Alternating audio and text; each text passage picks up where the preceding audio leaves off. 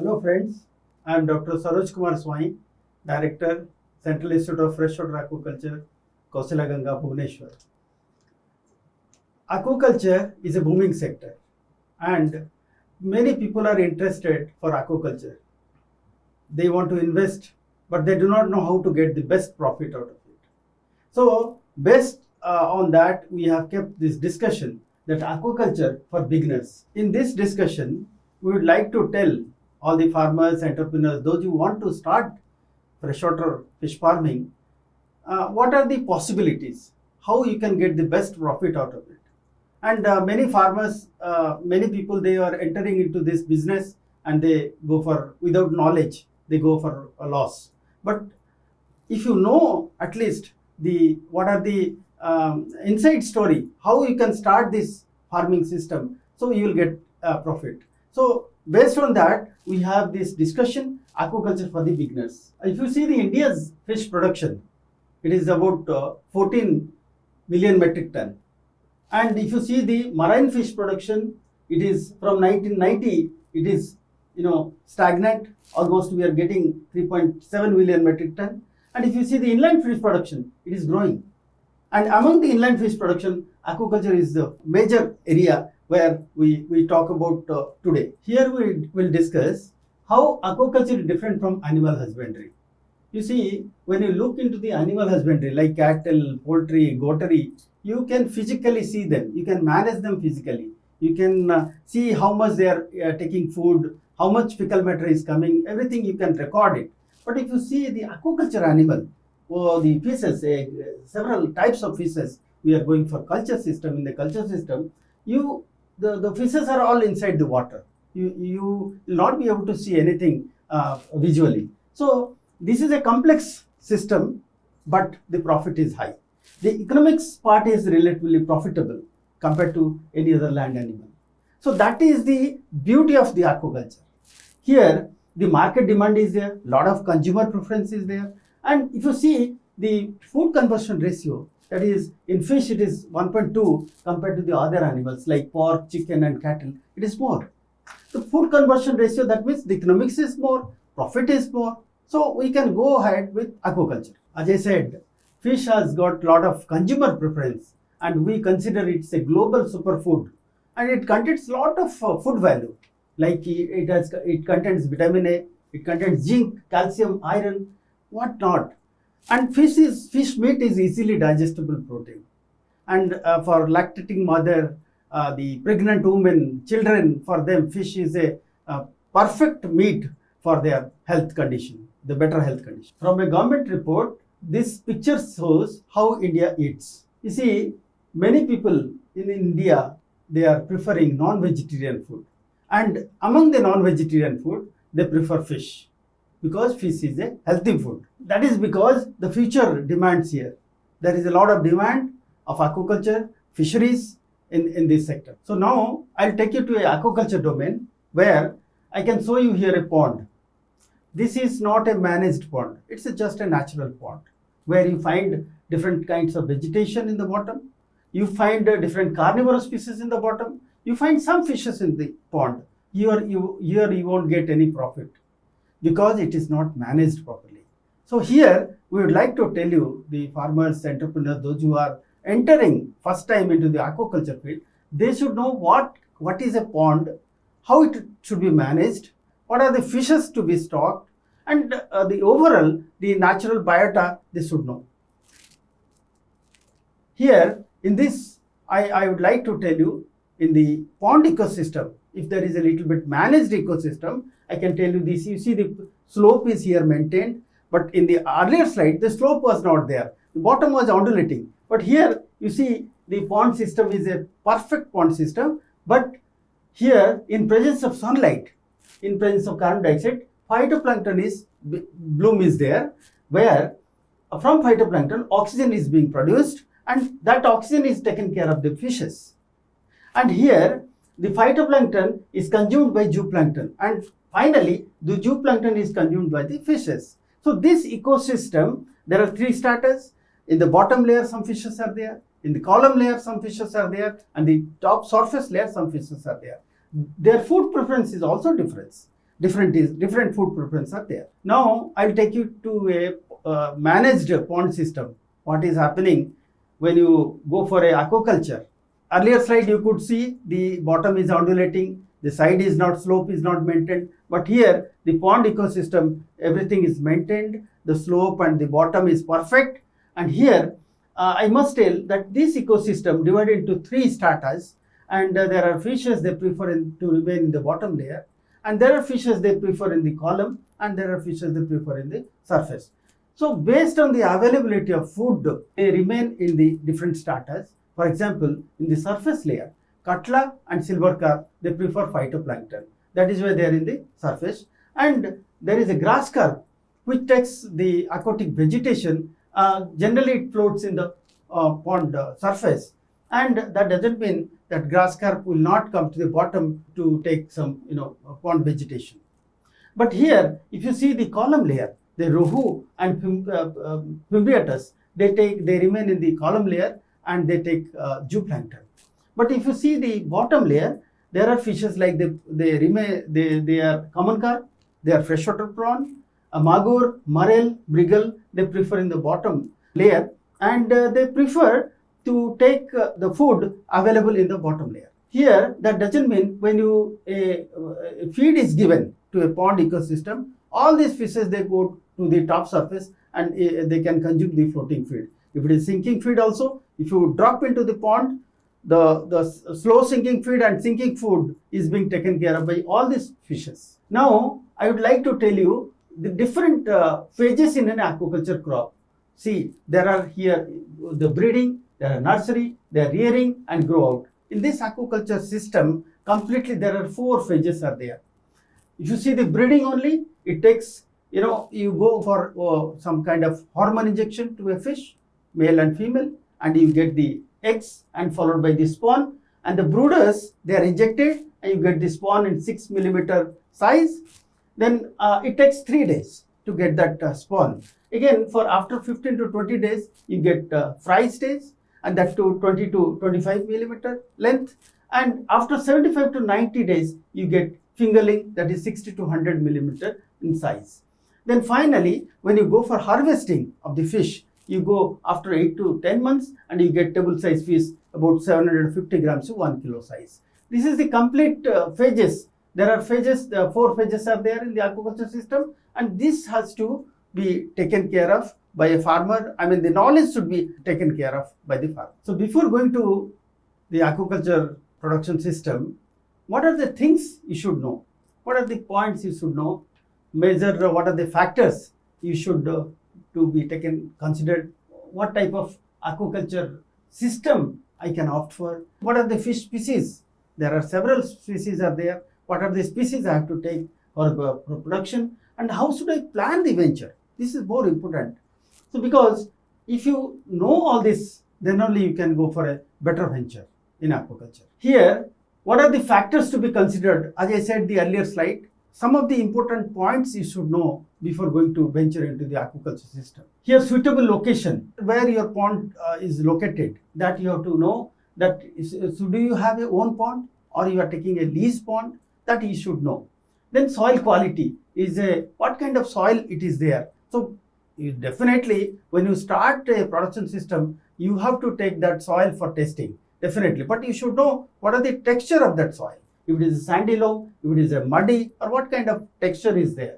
Then sustained supply of good quality water. See, there are water availability in our nature is enormous. There are riverine systems, there are borewell systems, there are many aquatic systems where from you draw the water to your pond system. But here, the sustained supply of good quality water is very important. See, there are, if you see the ponds where you get maybe 3 to 4 months water in the pond, there are ponds you go perennial ponds are there. So you should know the sustained supply of good quality water. Then favorable climatic conditions. What are the climatic conditions you have to take care of? Temperature is very important in this. Then followed by the rainfall, natural calamities. So based on that, you have to design your pond system also. Then access to input, where you will get the seed, feed and fertilizer. This is very important. See, your hatchery should be nearby or far away, or where you are getting the feed, the constant supply of feed and fertilizer. This is also very important when you start the aquaculture. Then availability of labor, nowadays labor is a scarce, people are not getting labors, and the electricity, transportation, these are all important aspect to be considered. Then access to the market, because finally when you go for production system, you have to go for the market for sale. I mean, connection to the market is very important. So you should know what are the consumer preference, how the people they prefer, what kind of fish. All this you have to know. Based on that, your culture system, your design, your planning will be accordingly. You can start your planning. Now, what type of aquaculture system? Where I can go for what kind of aquaculture system? That is very important. So you have the common pond-based aquaculture. If you just take, as I said, that you go for your own pond or you get the lease pond, whatever like that, but you go for pond-based ecosystem. Then nowadays people are preferring RAS system, recirculatory aquaculture system. Here the cost of production, definitely the cost investment is more, and in this RAS you have a constant, you should have a constant supply of electricity and a constant supply of inputs, and everything is required, but it is an expensive system, but the production will be very high. And there is another system that is called biofloc system. Here also it is a consortium of bacteria. Together many bacteria are playing role in the biofloc system, where you go for the production system in the biofloc in a small space with fiberglass container or kind of HDP lining tanks. You go for biofloc system. Then you go for aquaponics. Another system is aquaponics. You can integrate the vegetations like vegetables crops or any kind of crops along with the aquaculture. This is also a modern system are coming up. So you have to select what kind of aquaculture system you want to start with, as per your fund availability, as per your money availability with you, and everything. What are the things you require. All this you have to think of. So before going to start, I should know what type of fish I should grow. What is the present demand and availability? This map shows the present fish availability in India, and where you see that 67% major carps are there, followed by exotic carps 9%, then followed by minor carps, then catfishes and other fishes, and morels also very least.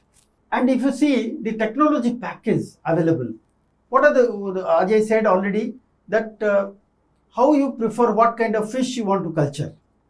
Here, what type of fish I should grow, if I tell, then you have a galaxy of fishes. About CIFA is working on 30 variety of fishes, and they have standardized the breeding technology and culture technology. You have Indian major carps, you have exotic carps, you have major regional specific regional demand species, and there are also scampies, freshwater prawn, and magur, tilapia, morel. So many species are there. So how to start about this? Whether you want to go for Indian major carps, whether you want to go for catfish, or you want to go for any other fish. So you have to think of this. Suppose you want to start with the carp. So you can go for carp polyculture. So this carp polyculture system, we have 3 species. That is rohu, katla, and mrigal. And see, you are taking 70%, you are taking here 20%, and also 10%. So altogether is 100% in an ecosystem. Here, the stocking material as a fingerling is 10 to 20 gram size, and 6,000 to 8,000 numbers you are stocking in first month. With 80% survival, after 1 year, you are going to get 3 to 4.5 ton production. Of course, with floating pellet feed based system. You are feeding floating feed and you are getting this much of production. So if you are managing well in this ecosystem, you may get little more also. Here, the cost of production is 80 to 90 rupees per kilo, and the farm gate price is 120 to 130 rupees per kilo, and net profit is 1.4 to 1.8 lakh per hectare. So this is a profitable venture, no doubt about it. If you go for polyculture of carp. And when you go for again the polyculture system, in a different way, like you are getting two crops in ecosystem, the management practice will be different. Here again you are adding the Rohu, Mrigal, Katla of the similar stocking density, that is 70% Rohu, 20% Katla and 10% Mrigal, and 100 to 150 gram size the stocking material, of course it is a yearling, and 500 to 5000 to 6000 numbers per hectare you are stocking the fish in the first month. And this is a crop, like you stock the material, within 6 months you harvest the fishes, those are table size like 500 to 600 grams, and again to replenish that stock you add more yearling of 100 to 150 gram size, so that you are getting a completely two crops, and you are getting 6 to 8 tons per hectare in 1 year time. And of course here the floating pellet feed is very important to be taken care of, because floating pellet of good quality protein has to be given here.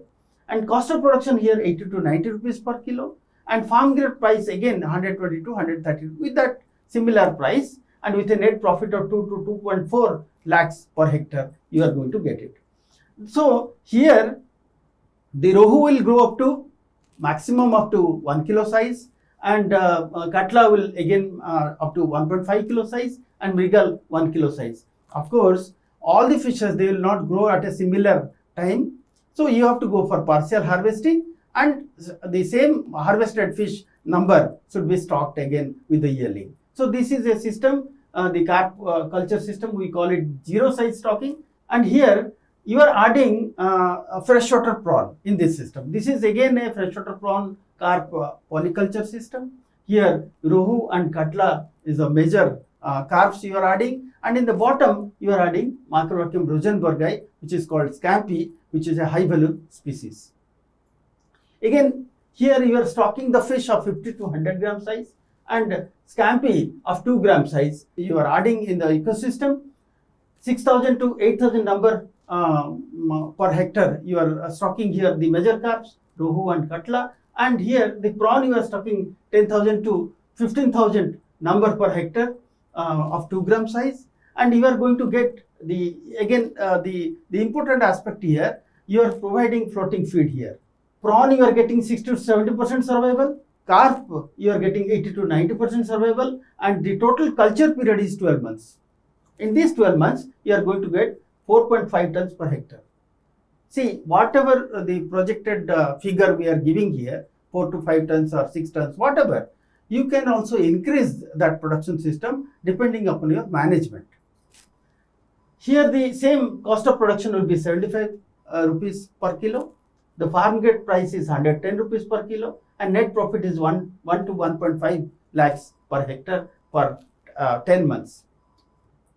And you are going to get an additional profit from the prawn, freshwater prawn, that is 0.5 to 0.7 ton per hectare. So this is the additional profit, because the bottom strata is taken care of by Macrovacuum rosenbergi. Of course you are going to feed them the rosenbergi feed as well as also carp feed. So after carp you have another option, you can go for Pangas culture. So this is a preferred fish for northern Indian people. Here you are stocking 100 to 200 gram size, or 25,000 to 30,000 number per hectare. In the first month you are stocking this, and with more than 90% survival you are going to get 20 to 25 tons per hectare, which is a huge production of Pangas. Of course the culture period is 6 to 7 months, and the marketable size you are harvesting 1 to 1.5 kilo size. And here the cost of production will be 75 rupees per kilo, and the farm gate price is 90 rupees per kilo, and the net profit is 3 to 7 lakhs per hectare. So this is again a profitable venture. You can go for Pangas culture. Now you have another option, you can go for Magur culture. It's an Indian Magur. We tell it's a very tasty fish, it has got a lot of medicinal value, and it is called Clarias Magur. And you are going to stock 25,000 per hectare in a shallow pond with a 5 gram size you are stocking size, and you are getting 30 to 32% protein feed you are feeding in form of pellets, and 60 to 70% survival you are getting. And with a 10 months culture period, with a marketable size 100 to 150 gram size, you are going to get a production of 2 to 2.5 ton per hectare. I must tell you that Clarias Magur can be stocked in a carp polyculture pond. Also, in monoculture pond, in a shallow pond, the Magur can be cultured. Here the cost of production will be 150 to 200 rupees per kilo, and farm gate price will be 250 to 300 rupees per kg, and net profit is 2 to 2.5 lakhs per hectare. And here these people from eastern India, they prefer this Magur and kind of different types of catfishes, and this you can go for you can say it is a high value crop. You have another option called Morel culture. Morel, you can take Morel farming, you can take up the Morel farming, Morel culture. Here the Channa stratus is the candidate species, and you are stocking 10 gram size of 15,000 to 20,000 number per hectare, and you are again here feeding the mash and pellet feed. There are commercial feeds are there, Morel feeds are available, so you can buy it and feed them. With a 50% survival, with a period of 10 months, you can going to get a 2 to 2.5 ton per hectare production. Of course, this Morel farming is completely new, but you can venture, you can start this production system. Unless and until you start this, take up this species, you will not go into the production system, you will not get the profit. So here the cost of production is 140 to 170 rupees per kilo, and farm gate price again 250 to 270 rupees per kilo, and the net profit is 2.5 lakhs per hectare. And I must tell you, Channa striatus is preferred in some of the states like West Bengal, in Punjab, in Haryana, where the people they prefer the meat. The single vertebrae is there, so they prefer the meat. So Channa striata is a preferred species there. You have another option that is called freshwater polyculture. Laminidens marginalis. This mussel is available widely in the nature, and you can collect those mussels and you can implant the foreign particle with a little bit knowledge, with a little bit training. You can start this freshwater polyculture. This is presently people are running behind it, because most of the states now they are coming for the training program that we want to start this polyculture, because you are going to get a round poles, you are getting a image poles. These are all again a profitable venture. So if you go inside to this, if you take a little bit knowledge on this aspect, you can flourish. One more aspect is there. This is ornamental aquaculture. There are species very colorful, and mostly the people they prefer to keep in their houses as a hobby. They keep ornamental fishes. There are several species are available in our nature as well as also in the culture practice. There are fishes called exotic ornamental fishes. They are preferred because they are highly colorful, and the domestic demand is more. But there are indigenous species. They are for the export market. In SIFA, we have about 30 variety of ornamental fishes we are growing, and we have different system. If you want to start in a backyard, you can go for small cement cisterns, small circular tanks. If you go for little bit more investment, you can go for a series of battery of cement tanks of rectangular size, and you can go for ornamental fish culture. This breeding and culture is profitable. Nowadays, government is giving more emphasis on polyculture, ornamental fish culture, then fungus culture. So these are all profitable venture, and you should come up for this production system. So now something will definitely come to your mind, that how should you plan your production system, how you enter into this aquaculture. First of all, you have to, if you are going for polyculture, if you are going for fungus culture or scampi culture or magur culture, you are going to work in a pond-based aquaculture system, where you need to test your soil and water. This is very important. Soil and water testing is very important. It is because you should know how much already nutrients is available in the soil. So based on that, you have to test your soil and water and evaluate the suitability of your land, whether it is going to give you profit or not. Then there are several technical people are available in our country. There are scientists, there are government officials, there are Krishi Vigyan Kendras are there, where there are SMS are there. So many people are there. They will guide you properly how to go about this aquaculture system. And very recently there are Aqua One centers are also there. They will also guide you.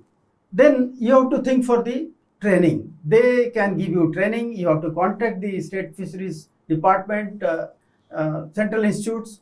Constantly training is being given.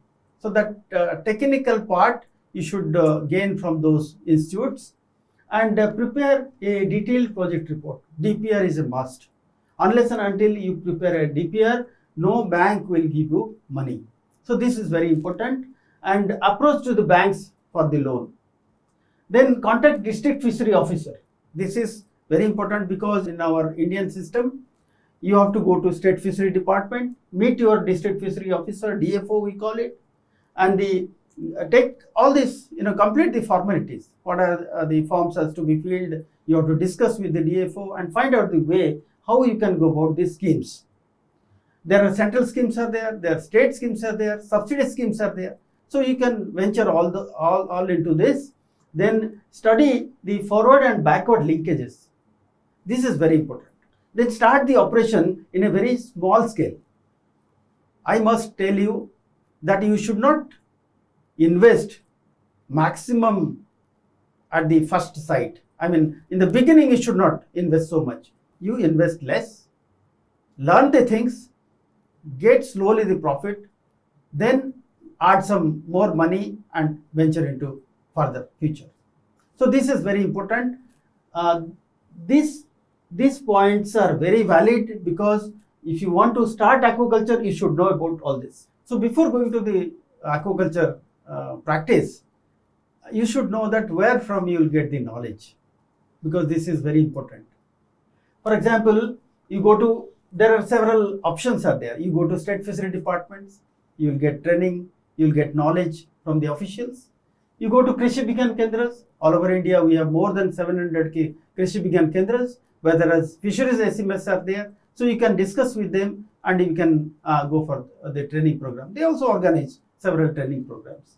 Then the major research institutes like CIFA, CIFI and CIFRI, these institutes, they also regularly conducting the training programs in different subjects. Now, presently in the COVID situation, we are going for virtual programs. So you can attend those programs, get the knowledge. You can go to state fishery colleges. There are several state fisheries colleges are there in different states. There are Aqua One centers, like more than 60 Aqua One centers are there, funded by NFDB. They also disseminate the knowledge, and you can get from all of them, you can get the knowledge, training and everything about the aquaculture. So during this pandemic situation, we are not meeting physically to the farmers. We are not able to conduct any training programs in our institute. So by thinking all this, the technology should disseminate and the aquaculture technology should go to the farmers field. We have developed a Matsya Setu app. It's a virtual learning app where a lot of technologies are to be disseminated through this app.